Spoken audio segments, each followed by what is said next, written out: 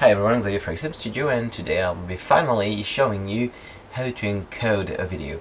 So FYI, I've been making a first video about formats here and another video about compression here, how compression works, what format to choose.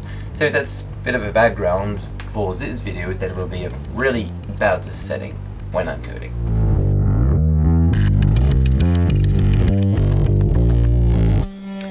Alright, let's dive in. So I'll be using Adobe Media Encoder that is really famous for encoding, but you can use most softwares because they most of them propose the same settings. So I'll start by importing this file. This is a video I'm using in the title for my tutorial. And as you can see, you can already choose your formats here, and once again you can check my video about formats, but I'll be diving in more settings later. First of all, here's the interface. You have the queue line where all the files you're about to encode are there, and some offers you to encode, like this one, settings for each videos. Some other will actually let you choose your settings for once and for all, and all your video will be encoded the same way. Then you have, of course, the progression bar, and now presets are also quite famous everywhere. Anyway, okay, let's dive in. Here, I'll be already showing you all the fine-tuning, and we'll start with audio. So yeah, just by the way, once again, you can choose formats and presets up there. I won't do that. I will show you the settings, each of them. So yeah, audio. I'm generally using AAC because it's what's going on. It's coming along with H.264, or with even QuickTime if you're using H.264. It's the same. I generally don't really change the audio formats. Sometimes I was using Dolby Digital when I had some bigger products with other diffusion settings, but just sticks to what matches your codec or your format. That's better. Then I would recommend for your sample rate to go with 48 kilohertz, because that's the best for diffusion. The other one, like lower, is a bit shitty, higher is not necessary. Then stereo, of course, and don't mess up with the quality, go with high. Then bitrate is also about the quality, so 160 is a bit low. The bitrate, if you will, is how much information per second will pass, and the more information passes, the more quality you have. So for me, for personal projects, I would go with 320, but for YouTube, you can go with 256, because yeah, YouTube is already downgrading your audio sort of, or down converting it, so no need for extra data to upload. So that's for audio, and now let's switch to video. First of all, well, you know that width and high, your video formats, if it's full HD or whatever, you said that, it's not really a big deal. And as usual, you can see most of the time you can see your source clip, your source video, and try to match the settings. That would be the best. So yeah, HD, and that's even more important, the frame rate. Try to stick with the frame rate, except if you have a specific requirement for diffusion or something, you need to convert it, but sometimes it can generate mistakes, so try to stick it if you don't need anything else. And then, so that's for frame rate, and then you have the format of the pixel, the aspect of the pixels. So here it's square, and we have squares pixels. That's what's going along with HD. But back in the days when I started with HD, was not 1920, it was 1440 by 1080p, and I had to go with anamorphic. So yeah, but you should know that if you're using a specific format.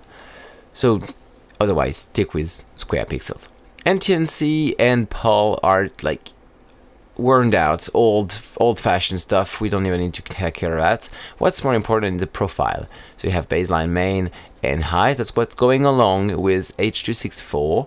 And yeah, so by the way, I'm showing you H.264 because this is the main format, what you should really use to, or if you don't have any specific requirement, because it's super efficient, super used, famous, whatever. That's yeah, most important format and most important setting. So baseline, main, high are basically different type of encoding, different quality, as suggested by the name. And of course, if you go with high, it'll require more CPU resources, but the quality will be better. And also, this changes how much, well, the processor will work and how it will process the colors and everything, and also it will limit more or less the bitrate, as we'll see later. So I generally go with high for personal project, and the level is a bit the same within the profile you choose. But before that, let's start with the bitrate setting. So you have two main settings that are either if you're encoding with variable bitrate or constant bitrate, and then you have the target bitrate. So here, CBR, constant bitrate, you forces your encoder to like have, for instance, 40 megabytes per second all the time for your video, even if it's not needed or even if it needs more. That could be useful if you have support that is limited in bitrate or something, but I would recommend going with variable so your encoder can adapt to your video depending on how complex your picture is, your frames are. And then within that you have 1 or 2 passes of encoding. 2 passes obviously is better, and because it's more accurate. You know, you encode twice, you diminishes the error. Then the bitrate itself is, for instance, here I'm in variable bitrate, so I'm telling him try to have an average bitrate of 4.5 megabytes per second, obviously. And I'm telling him, but you can go up to 5.4 if you need to. That's a little low, so perhaps we can crank that up. Here I'm stuck at 20 megabytes per second. That is already fairly good if you have a very long video, like even too good for perhaps a long movie in HD. But here I have a small title that lasts for 5 seconds. That was AV file before, it was like 1 gigs, and I want something more compressed.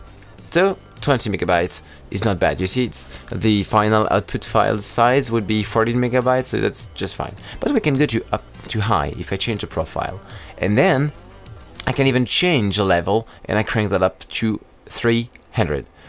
Well, then you see that this output size is like 2 megabytes. It's not really interesting, but you can really this way change the how much bitrate per second you will. And yeah, remember that profile is the setting to change if you want to crank up the bitrate, the quality itself. Yes, your quality, your video quality depends on the profile that will limit the bitrate and will make the quality encoding change, and then within that the level and the bitrate. So don't forget that the bitrate is important, and obviously choose the good frame rate and the good pixel ratio, pixel aspects. That's the most important part. I hope you enjoyed it, and as usual, well, if you have question, ask me in the comments. Like if you liked it, dislike if you disliked it, share, subscribe, the old usual stuff. See you soon.